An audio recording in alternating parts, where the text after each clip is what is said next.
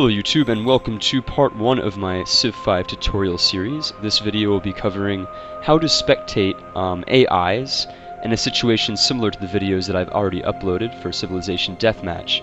Now, I've had a lot of you ask me exactly how I do this, and I will give you a step-by-step detailed instructions on how to do this.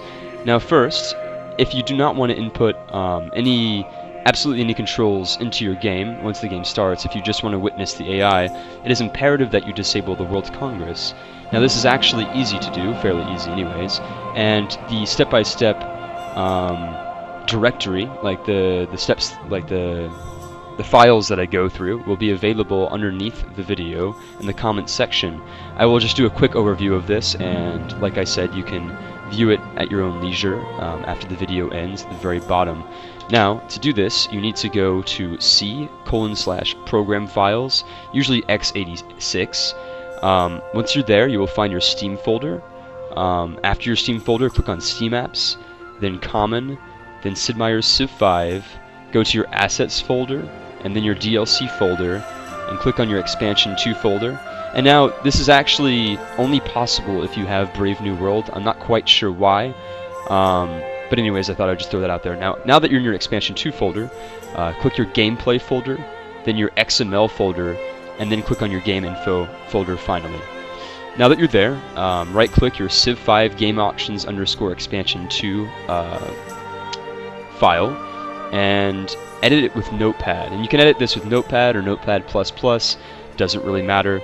But all you need to do is that in the middle of the file, you will see a bracket help, text _key _game _options, no leagues help sentence programming language.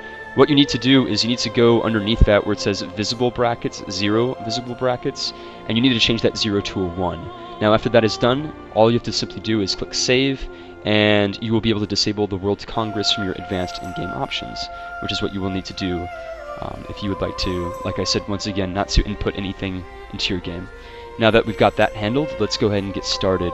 First, click on your mods folder and hit accept.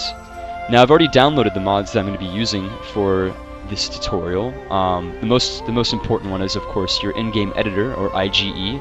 You can find this in the Steam Workshop. It's very easy to find. If y'all need a direct link, let me know and I will post one. The rest of these are not important, they're just custom civilizations that I've downloaded.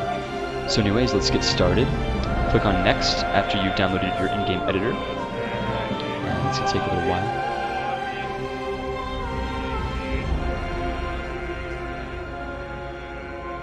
One second. Okay, awesome. Now once that's done, you click on Single Player and Set Up Game. You can pretty much do any game setup that you would like. However, like I said, we have just enabled the ability to disable the World Congress, and I would recommend that you click this so that you do not have to do any annoying committing delegates or anything like that once your game begins. I absolutely recommend to do this. Also, I also recommend complete kills, as this allows you to stay in the game once you delete your settler and your starting unit, which is important to do in this game.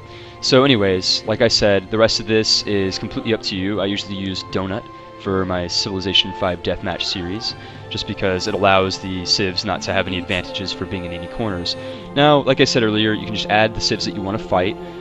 Your civ actually will not be playing as, it's just your spectating civ, so I have 6 civilizations now, but only 5 will be playing. So anyways, the rest of these do not really matter. I really recommend that you use quick combat and quick movement just so that your spectating doesn't take too long in between turns. And once you're ready to begin, click Start Game. Now this will be the second part of our tutorial, the most important part actually. So to get started, once you're in game, simply click on the IGE in the top right of your screen, and what you then need to do is you need to click on Players, or F6, in the middle of your map, and click on Reveal All. Now, a lot of the civs will come up, that's fine, just hit goodbye, you don't really need to talk to them. Now, once I hit X here, you'll see that I can see the entire map. And now this is perfect because when you're spectating an AI match, you want to be able to see everything as it goes on. Anyways, to go ahead and get started, what we first need to do is click on IGE once again, and go to the Units, or F4 screen. Now this is the most important part. I usually use either a submarine or a nuclear submarine. It doesn't really matter which one you choose. It's just that you have to use a unit that's hidden. So we're going to go with the submarine. You left-click your submarine here, and make sure that your player is selected. By default, it will be. And once that's selected, you'll see that I have a tile over here. Anywhere I right-click will summon a unit. In this case, a submarine. I always put mine in the corner of the map just so other civs don't, get the idea of killing my poor unit, my spectating unit. And I'm going to right-click right here on the edge of the map. And before we're ready to begin, I also like to, this is completely optional, but I usually like to put mountains to separate my submarine from the rest of the map.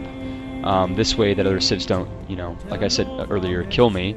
And the mountains, like I said, once you click on the mountain tab, you can right-click to paint in the map, and this is for really any tile that you would like to edit in your game.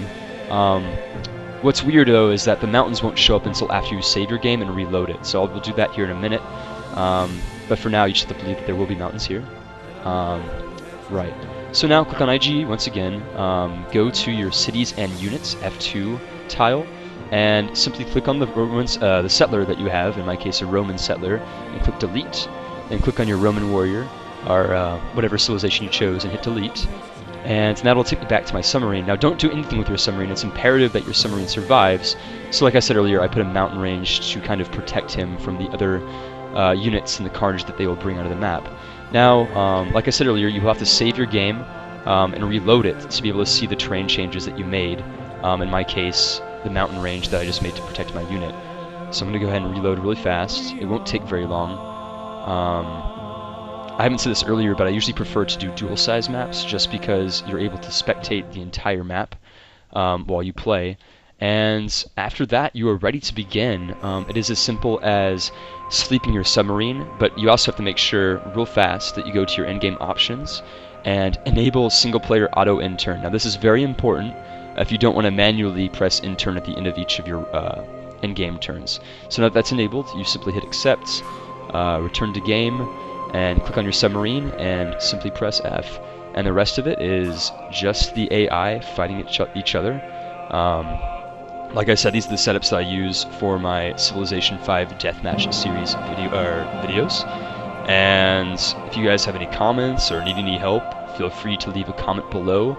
Like I said earlier, the exact file path for disabling the World Congress will be available in the comments below. Unfortunately, I was not able to record my desktop using my video recording program, so forgive me for that. I will find a video editing program that will enable me to show you my desktop so that in the future I can show you a step-by-step guide to editing these configuration files. Well, I hope that that solved y'all's questions, and if you guys need anything, feel free once again to leave a comment below. Thank you, and have a nice day.